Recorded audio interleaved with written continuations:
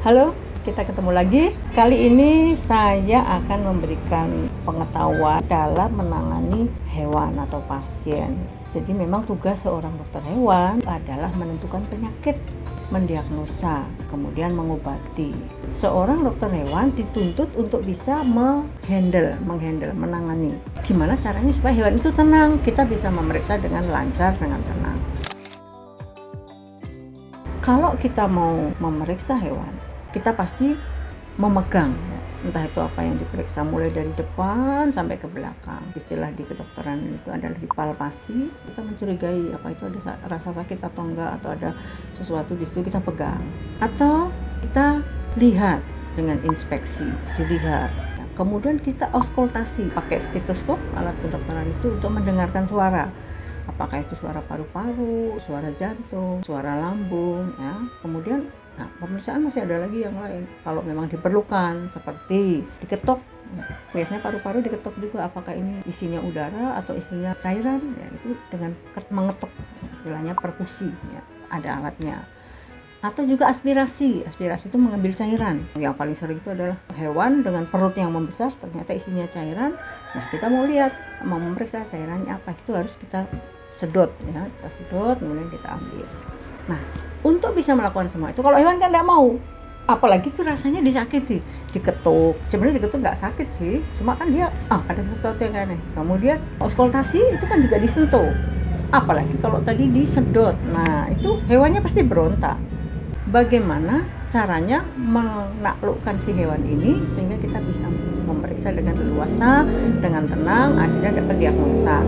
Dalam kedokteran hewan itu namanya restrain. Jadi kita merestrain, ya. Keberhasilan seorang dokter hewan dalam memeriksa pasien itu apabila kita bisa memeriksa secara keseluruhan dengan tenang dan lancar, dan itu bisa dilaksanakan apabila kita bisa merestrain.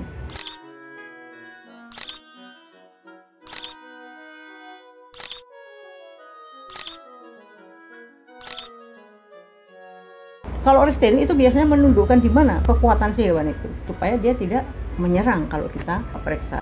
Tidak boleh takut, yang seperti saya bilang di video sebelumnya, seorang dokter hewan mentalnya harus mental kuat, mental baja.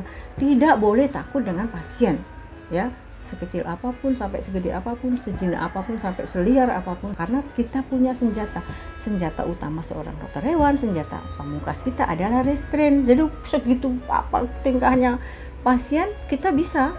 Dan setiap hewan restrainnya beda-beda. Kucing, senjata utama kucing apa sih?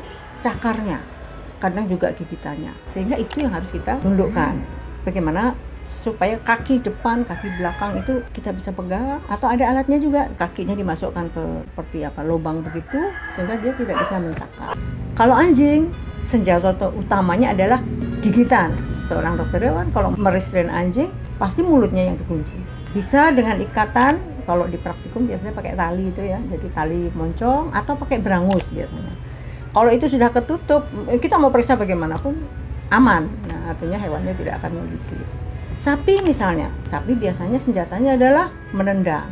Nah, dokter hewan juga harus tahu menendangnya sapi kemana, supaya kita aman, kita memeriksa tapi kita tidak celaka. Sapi umumnya menendang itu ke samping, ya, jadi ke samping. Kalau meriksa mau suntik itu di belakang, nah, di panggulnya itu.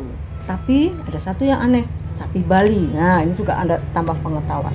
Sapi Bali itu menendang, dia bukan ke samping seperti sapi yang lain. Dia muter, depan kena, samping kena, belakang kena. Jadi maju kena, mundur kena lah istilahnya. Menangani sapi Bali harus hati-hati, apalagi kalau mau menyuntik. Pilih di tempat yang lain, di leher. Bisa menyuntiknya dari depan, atau sapi dibuatkan kandang jepit. Ada palangnya di sebelah setinggi lututnya supaya dia kalau menendang, muter, kita nggak kena. Kuda misalnya, kuda juga menendang. Kuda menendang kemana? Beda dengan sapi. Kalau sapi tadi ke samping, kuda ke belakang. Ke belakang, dan bukan hanya satu kaki, biasa dua-duanya. Makanya kalau misalnya semampai kayak saya ini, nggak tahu, sembrono di belakang, tendang dua kaki, mungkin saya pulang kampung nggak usah naik pesawat kali, ya. Jadi luar biasa itu. Itu harus tahu, ya. Yang lain lagi juga, apalagi contohnya buaya misalnya lah. Buaya itu di mana? Kekuatan buaya juga mulut sama ekor. Jadi gimana caranya kita restrain supaya kalau misalnya kita menangani, kita nggak kaget. Minimal pengetahuan kita pegang dulu, kemudian kita praktekkan. Kalau toh kita nggak bisa menangani itu, kita bisa minta tolong orang, kita yang memberikan order, perintah supaya mereka melakukan. Itu kalau masih bisa dilakukan. Kalau nggak bisa, nggak usah takut. Dokter hewan punya senjata pamungkas. Kalau tadi yang saya ceritakan itu semua adalah secara fisik. Secara fisik nggak bisa, kita punya senjata pamungkas, senjata kimia, yaitu obat bius. Nah, kalau sudah obat bius, hewan segede apapun, hewan segala apapun, wah, ditembak pakai bius, mau apa? Dokter hewan menguasai. Nah, ya. Ini contohnya, kalau misalnya Anda pernah lihat Discovery atau apa, memindahkan hewan besar nih ya, badak, dibius dia, tidur sudah. Mau ngapain? Nggak bisa ngapa-ngapain kalau sudah dibius kan? Dibawa kemana-mana, dipindah, nggak ada masalah. Kalau nggak dibius, waduh, jangan harap ya.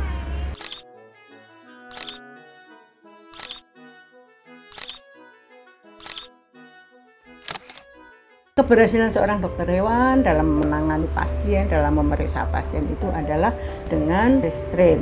Ya kalau yang lain ya harus, misalnya penyakit ini gejalanya apa, itu semua harus tahu, harus belajar. Tapi maksudnya supaya memeriksa, menangani dan mengobati itu lancar, kuncinya adalah bagaimana kita merestrain pasien. Bisa secara fisik, kalau gampang yang kecil-kecil bisa ditangani, ataupun yang besar tapi masih bisa ditangani. Tapi kalau tidak, ya pakai senjata kimia tadi. Aman. Jadi ingat, dokter hewan tidak boleh takut, tidak boleh tidak berani saya menangani pasien, harus berani. Oke, untuk kali ini cukup sekian. Kalau misalnya ada yang ingin tahu atau bertanya, boleh silahkan tulis di kolom komentar. Jangan lupa subscribe, nantikan video-video berikutnya. Sampai jumpa.